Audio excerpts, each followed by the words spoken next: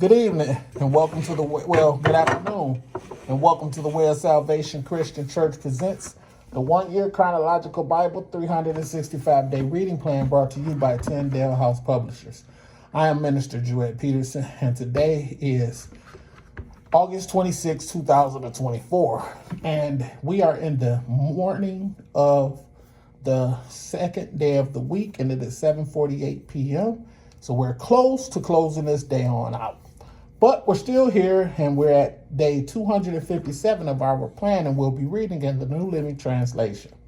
And day 257 consists of Ezra chapter 6, verses 14 through 22, Ezra chapter 4, verse 6, as Esther chapter 1, Esther chapter 2, Esther chapter 3, and Esther chapter 4. And I was saying Ezra for the first two, if you can't hear me.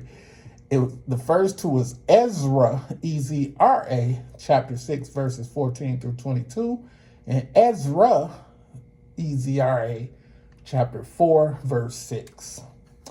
And then it's Esther, chapter 1 through 4. And the word of the Lord says in the New Living Translation in Ezra, chapter 6, start at verse 14. So the Jewish elders continued their work, and they were greatly encouraged by the preaching of the prophets Haggai and Zechariah, son of Iddo. The temple was finally finished, as had been commanded by the God of Israel and decreed by Cyrus, Darius, and Artaxerxes, the king of Persia. The temple was completed on March 12th during the 6th year of King Darius's reign. The temple of God was then dedicated with great joy by the people of Israel, the priests, the Levites, and the rest of the people who had returned from exile. During the dedication ceremony for the temple of God, 100 young bulls, 200 rams, and 400 male lambs were sacrificed, and 12 male goats were presented as a sin offering for the 12 tribes of Israel. Then the priests and Levites were divided into their various divisions to serve at the temple of God in Jerusalem as prescribed in the book of Moses. Verse 19. On April 21st, the returned exiles celebrated Passover. The priests and Levites had purified themselves and were ceremonially clean. So they slaughtered the Passover lamb for all the returned exiles, for their fellow priests, and for themselves. The Passover meal was eaten by the people of Israel who had returned from exile, and by the others in the land who had turned from their corrupt practices to worship the Lord, the God of Israel. Then they celebrated the festival of unleavened bread for 7 days. There was great joy throughout the land because the Lord had caused the king of Assyria to be favorable to them, so that he helped them to rebuild the temple of God, the God of Israel. Ezra chapter 4, verse 6. Years later, when Xerxes began his reign, the enemies of Judah wrote a letter of accusation against the people of Judah and Jerusalem. Esther chapter 1. The king's banquet is the first section. Verse 1. These events happened in the days of King Xerxes, who reigned over who reigned over 127 provinces stretching from India to Ethiopia. There's a caption that reads,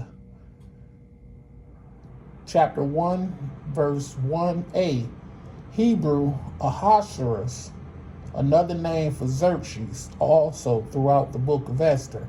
Xerxes reigned from 486 to 465 BC.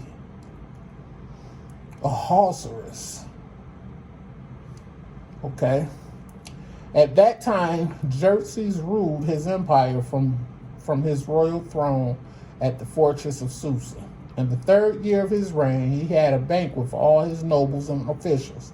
He invited all the military officers of Persia and Media, as well as the princes and nobles of the provinces. The celebration lasted 180 days, a tremendous display of the opulent wealth of his empire and the pomp and splendor of his majesty.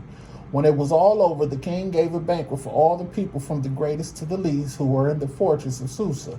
It lasted for 7 days and was held in the courtyard of the palace garden. The courtyard was beautifully decorated with white cotton curtains and blue hangings, which were fastened with white linen cords and purple ribbons to silver rings embedded in marble pillars.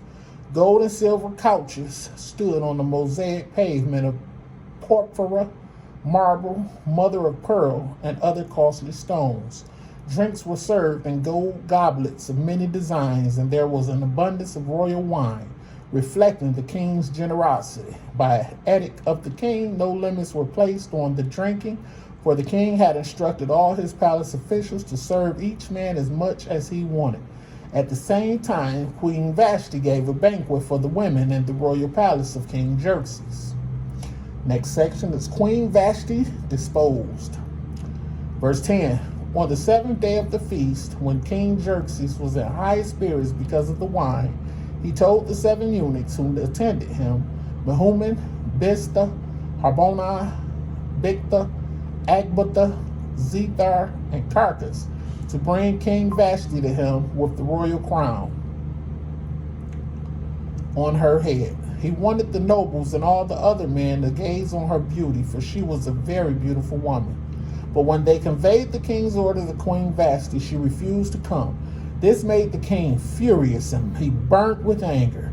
He immediately consulted with his wise advisors who knew all the Persian laws and customs, for he always asked their advice.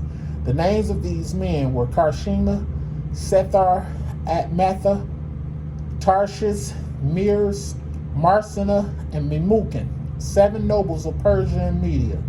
They met with the king regularly and held the highest positions in our empire. What must be done to Queen Vashti? The king demanded. What penalty does the law provide for a queen who refuses to obey the king's orders, properly sent through his eunuchs? Memucan answered the king and his nobles, Queen Vashti has wronged not only the king, but also every noble and citizen throughout your empire. Women everywhere will begin to despise their husbands when they learn that Queen Vashti has refused to appear before the king. Before this day is out, the wives of all the king's nobles throughout Persia and Media will hear what the queen did and will start treating their husbands the same way. There will be no end to their contempt and anger. So if it please the king, we suggest that you issue a written decree, a law of the Persians and Medes that cannot be revoked. It should order that Queen Vashti be forever banished from the presence of King Xerxes, and that the king should choose another queen more worthy than she. When the decree is published throughout the king's vast empire, husbands everywhere, whatever their rank, will receive proper respect from their wives. The kings and his nobles thought this made good sense, so he followed Memucan's counsel. He sent letters to all parts of the empire, to each province in its own script and language, proclaiming that every man should be the ruler of his own home and should say whatever he pleases. Esther, chapter 2, first section is Esther becomes queen. Verse 1. But after Xerxes' anger had subsided, he began thinking about Vashti and what she had done and the decree he had made. So his personal attendants suggested, let us search the empire to find beautiful young virgins for the king. That the king appoint agents in each province to bring these beautiful women into the royal harem at the fortress of Susa. Hegai, the king's eunuch in charge of the harem, will see that they are all given beauty treatments. After that, the young woman who most pleases the king will be made queen. The young woman who most pleases the king will be made queen instead of Vashti. This advice was very appealing to the king, so he put the plan into effect. At that time, there was a Jewish man in the fortress of Susa whose name was Mordecai, son of Zair. He was from the tribe of Benjamin and was a descendant of Kish and Shimi. His family had been among those who, with King Jehoiachin of Judah, had been exiled from Jerusalem to Babylon by King Nebuchadnezzar. This man had a very beautiful and lovely cousin, Hadassah, who was also called Esther. When her father and mother died, Mordecai adopted her into his family and raised her as his own daughter. As a result of the king's decree, Esther, along with many other young women, was brought to the king's harem at the fortress of Susa and placed in Hegai's care. Hegai's care. Hegai was very impressed with Esther and treated her kindly. He quickly ordered a special menu for her and provided her with beauty treatments. He also assigned her 7 maids specially chosen from the king's palace, and he moved her and her maids into the best place in the harem. Esther had not told anyone of her nationality and family background because Mordecai had directed her not to do so. Every day, Mordecai would take a walk near the courtyard of the harem to find out about Esther and what was happening to her. Before each young woman was taken to the king's bed, she was given the prescribed 12 months of beauty treatments, 6 months with oil of myrrh, followed by 6 months with special perfumes and ointments. When it was time for her to go to the king's palace, she was given her choice of whatever clothing or jewelry she wanted to take from the harem. That evening, she was taken to the king's private rooms, and the next morning she was brought to the second harem, where the king's wives lived. There she would be under the care of Shaashgaz, the king's eunuch in charge of the concubines. She would never go to the king again unless he had especially enjoyed her and requested her by name. Esther was the daughter of Abihail, who was Mordecai's uncle. Mordecai had adopted his young cousin Esther. When it was Esther's turn to go to the king, she accepted the advice of Hegai, the eunuch in charge of the harem. She asked for nothing except what he had suggested, and she was admired by everyone who saw her. Esther was taken to King Xerxes at the royal palace in early winter of the 7th year of his reign, and the king loved Esther more than any of the other young women. He was so delighted with her that he set the royal crown on her head and declared her queen instead of Vashti. To celebrate the occasion, he gave a great banquet in Esther's honor for all his nobles and officials, declaring a public holiday for the provinces and giving generous gifts to everyone. Even after all the young women had been transferred to the second harem and Mordecai had become a palace official, Esther continued to keep her family background and nationality a secret.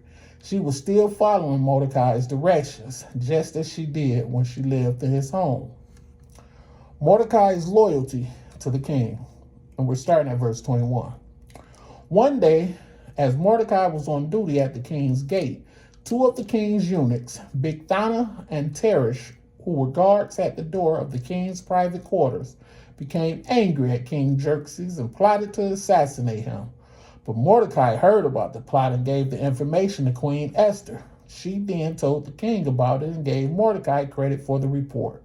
When an investigation was made and Mordecai's story was found to be true, the 2 men was impaled on a sharpened pole. This was all recorded in the book of the history of King Xerxes' reign. Esther chapter 3. First section is Haman's plot against the Jews. Verse 1. Sometime later, King Xerxes promoted Haman, son of Hammedatha, the Agagite, over all the other nobles, making him the most powerful official in the empire. All the king's officials would bow down before Haman to show him respect whenever he passed by, for so the king had commanded. But Mordecai refused to bow down or show him respect. Then the palace officials at the king's gate asked Mordecai, "Why are you disobeying the king's command?" They spoke to him day after day, but still he refused to comply with the order. So they spoke to Haman about this to see if he would tolerate Mordecai's conduct. Since Mordecai had told them he was a Jew, when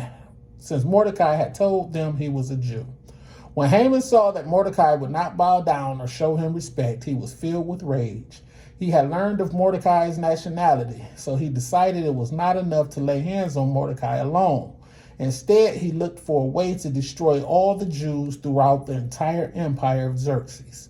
So in the month of April, during the 12th year of King Xerxes' reign, lots were cast in Haman's presence. The lots were called Purim, to determine the best day and month to take action. And the day selected was March 7th, nearly a year later. Then Haman approached King Xerxes and said, "There is a certain race of people scattered through all the provinces of your empire who keep themselves separate from everyone else. Their laws are different from those of any other people, and they refuse to obey the laws of the king, so it is not in the king's interest to let them live. If it please the king, issue a decree that they be destroyed, and I will give 10,000 large sacks of silver to the government administrators to be deposited in the royal treasury." The king agreed. confirming his decision by removing his signet ring from his finger and giving it to Haman, son of Hammedatha, the Agagite, the enemy of the Jews. The king said, "The money and the people are both yours to do with as you see fit." So on April 17th, the king's secretaries were summoned, and the decree was written exactly as Haman dictated. It was sent to the king's highest officers, the governors of the respective provinces, and the nobles of each province in their own scripts and languages. The decree was written in the name of King Xerxes and sealed with the king's signet ring. Dispatchers were sent by swift messengers into all the provinces of the empire, giving the order that all Jews, young and old, including women and children, must be killed, slaughtered, and annihilated on a single day. This was scheduled to happen on March 7th of the next year.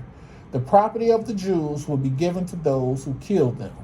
A copy of this decree was to be issued as law in every province and proclaimed to all peoples, so that they would be ready to do their duty on the appointed day. At the king's command, the decree went out by swift messengers, and it was also proclaimed in the fortress of Susa. Then the king and Haman sat down to drink, but the city of Susa fell into confusion. Esther chapter 4. Mordecai requests Esther's help is the first section, starting at verse 1. When Mordecai learned about all that had been done, he tore his clothes, put on burlap and ashes, and went out into the city, crying with a loud and bitter wail. He went as far as the gate of the palace, for no one was allowed to enter the palace gate while wearing clothes of mourning. And as news of the king's decree reached all the provinces, there was great mourning among the Jews. They fasted, wept, and wailed, and many people lay in burlap and ashes. When Queen Esther's maids and eunuchs came and told her about Mordecai, she was deeply distressed. She sent clothing to him, to replace the burlap, but he refused it.